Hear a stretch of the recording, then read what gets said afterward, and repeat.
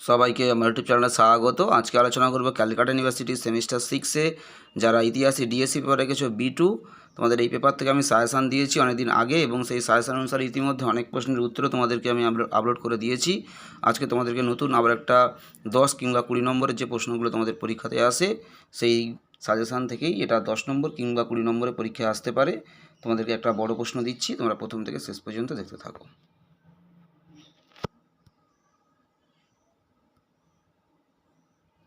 বিজ্ঞান বিপ্লব কি? ইউরোপে বিজ্ঞান বিপ্লবের প্রভাব আলোচনা করো।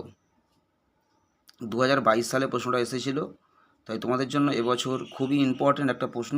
বিজ্ঞান বিপ্লব বলতে কী বোঝো বা কাকে বলে, এবং ইউরোপের ইতিহাসে এই বিজ্ঞান বিপ্লবের প্রভাব কতখানি, বা তোমাদের বিজ্ঞান বিপ্লবের কীরকম ফলাফল রয়েছে ইউরোপের ইতিহাসের উপরে, বা কতখানি তাৎপর্যপূর্ণ এই বিজ্ঞান বিপ্লব ইউরোপের ইতিহাসে তা আলোচনা করো। এটা খুবই ইম্পর্টেন্ট একটা প্রশ্ন। এটা 10 কিংবা 20 নম্বরের জন্য তোমাদের এবছর পরীক্ষাতে আসতে পারে। খুবই ইম্পর্টেন্ট, সাজেশানে দেওয়াও রয়েছে, 2022 সালে এসেছিল। তোমরা উত্তরটা খুব ভালো করে প্র্যাকটিস করবে। তোমাদের এই পেপার থেকে আমি বেশিরভাগ প্রশ্নের উত্তর আমি এক এক করে আপলোড করে দিচ্ছি।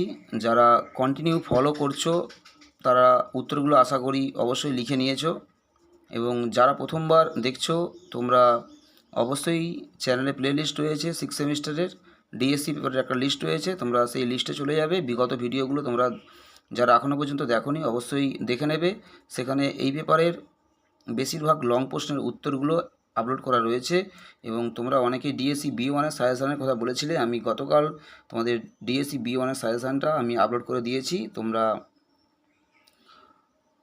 সাজেশানটা অবশ্যই দেখে নিও যাদের ডিএসসি B1 রয়েছে।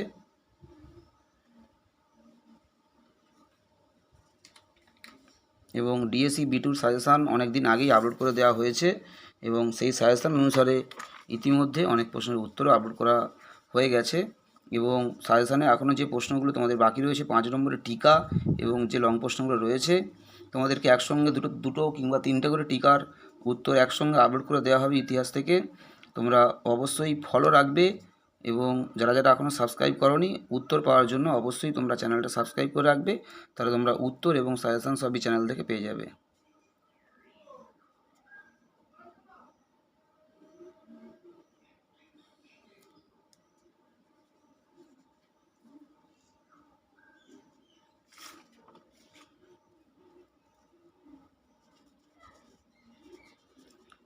তোমাদেরকে পয়েন্ট করে ছোট ছোট একদম পয়েন্ট দিয়ে তোমাদেরকে উত্তরটা আমি তৈরি করে দিয়েছি।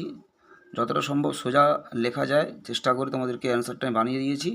তোমরা আশা করি তোমাদের মুখস্থ করতে সুবিধা হবে, তোমরা একটু অল্প পড়লেই মুখস্থ করতে পারবে। তোমরা অবশ্যই ভালো করে উত্তরটা লিখে নিও,